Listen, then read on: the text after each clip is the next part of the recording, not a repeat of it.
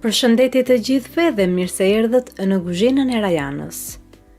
Sot për ju kam sjell recetën e përgatitjes së kulaçit që ne bëjmë zakonisht për ditën e verës. Po e sjell sot këtë recetë duke qenë se edhe pak ditë na ndajnë nga dita e verës dhe duke qenë se shumë familje kanë traditë që atë ditë të përgatisin kulaçin me vezë dhe sot buke. Edhe unë sot vendosa që këtë recetë që ne e kemi të ruajtur në familje prej vitesh, ta sjell edhe për ju. Shumë prej jush mund ta quajnë edhe pogaçe, por ne e quajmë kulaç. Zakonisht pra përgatitet për ditën e verës, por mund ta përgatisni edhe për ditët e zakonshme, pasi fëmijët e pëlqejnë shumë. Unë këtë herë recetën e kam përgatitur me mamin, dhe tani ju ftoj të ndiqni video në vazhdim për të parë procesin e përgatitjes. Për këtë recetë ne kemi përdorur 1 kg miell. Ju jeni të lirë që për masat t'i ndryshoni në varësi edhe të numrit të anëtarëve që keni në familjen tuaj.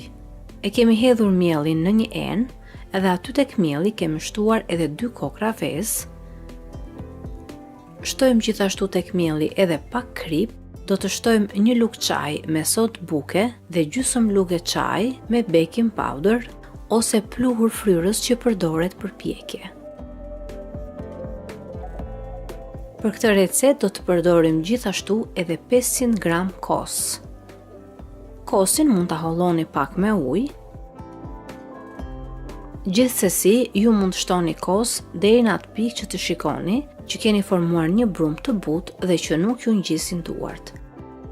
Sepse ndonjëherë përbërësit që ne përdorim mund të jenë të ndryshëm nga ato që ju keni në shtëpi. Për shembull, ju mund të përdorni kos më të trash ose kos më të hollë, prandaj gjithmonë e shikoni masën me sy dhe shtoni kos deri në atë pikë që brumi në fund t'ju dalë një brumë i butë dhe që të mos ju ngjiten duart.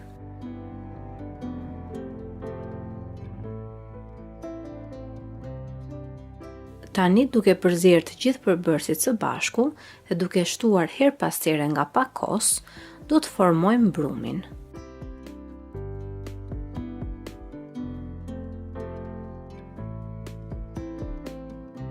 Brumi duhet punuar mirë në mënyrë që edhe kulaçi në fund t'ju dalë sa më i mirë. Sa më shumë që të punohet brumi i kulaçit, aq më shumë do të fryhet kulaçi në fund dhe aq më i mirë dhe i shkrifët do të dalë kulaçi. Pra rezultati në fund varet shumë edhe se sa minuta e punoni brumin e kulaçit.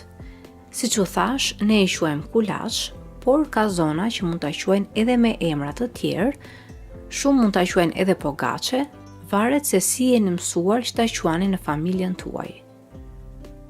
Më parë, kulaçi përgatitej kryesisht për ditën e verës, por tani kulaçin e përgatisin edhe për ditë të zakonshme, ashtu siç bëj edhe unë në familjen time, sa herë më merr malli për kulaç, pasi edhe fëmijët ma pëlqejnë shumë. Pasi e formoni brumin, duke formuar një brumë të butë dhe që nuk ju ngjisin duart, mos harroni që gjatë kohës që përgatisni kulaçin, ta hapni edhe furrën dhe ta lini që të nxehet në 200 gradë Celsius. Kur brumin e kulaçit e keni punuar aq sa duhet, tani do të lyejmë me pak vaj tepsin ku do të pjekim kulaçin. Brumin e kulaçit në fund fare e hedhim në tepsi, pra nuk e lëm fare që të pushoj, por direkt, ashtu siç e keni nga tavolina, e hedhim tek tepsia ku do ta pjekim.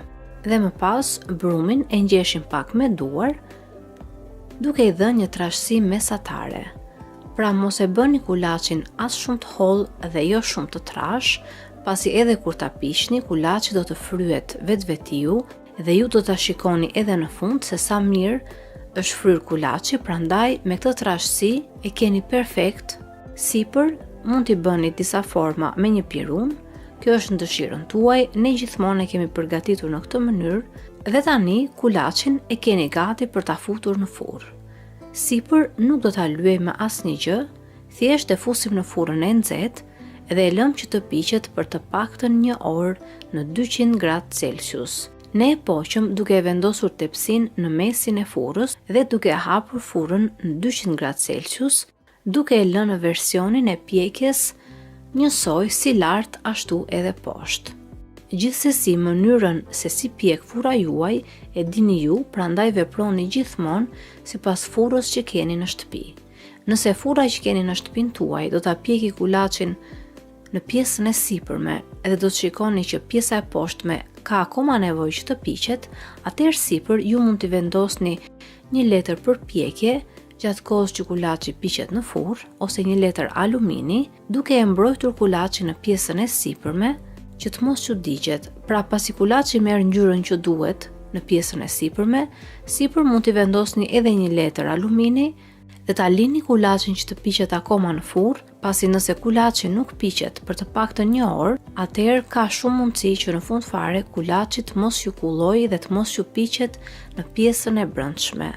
Dhe pasi u bë një orë plot që kulaçi piqej në furrë, kulaçin e hoqëm nga furra dhe rezultatin e shikoni edhe vetë se sa mirë është pjekur, si në pjesën sipër ashtu edhe në pjesën poshtë, dhe ka marrë ngjyrën që duhet. Pasi ta hiqni nga furra, ashtu siç është i ngrohtë, menjëherë e lyeni me pak gjalp sipër dhe më pas e mbuloni me një pecet dhe e lini kulaçin që të pushojë dhe të ftohet për disa minuta. Mirë është që përpara se ta prisni, kulaçi të ftohet pak, pasi pritet edhe më mirë dhe duket edhe më mirë pjesa e brendshme e kulaçit. Rezultatin e shikoni edhe vetë, qoftë në mënyrën se si është pjekur kulaçi, gjithashtu edhe se sa shumë është fryr kulaçi që ne përgatitëm. Nëse ju e provoni këtë recetë, unë asiguroj që nuk keni për të dështuar dhe keni për të përgatitur në shtëpinë tuaj kulaçin më të mirë që do të provoni ndonjëherë. Nuk keni nevojë për shumë punë, me pak përbërës dhe në fund fare mund të arrini rezultatin që doni. Unë ju falenderoj të gjithëve që më ndoqët edhe në videon e sotshme. Nëse kjo recetë ju pëlqeu, mos hezitoni të jepni asaj një like, si dhe ta shpërndani me miqtë dhe familjarët tuaj në rrjetet sociale. Gjithashtu mos nguroni të abononi në kanalin tim, si dhe të shtypni zilen e vogël anash kanalit, në mënyrë që të njoftoheni sa herë në kanal postohen recetat e reja. Bashkë do të dëgjojmë sërish në videon e radhës. Deri atëherë, Zoti ju bekatoft të gjithëve.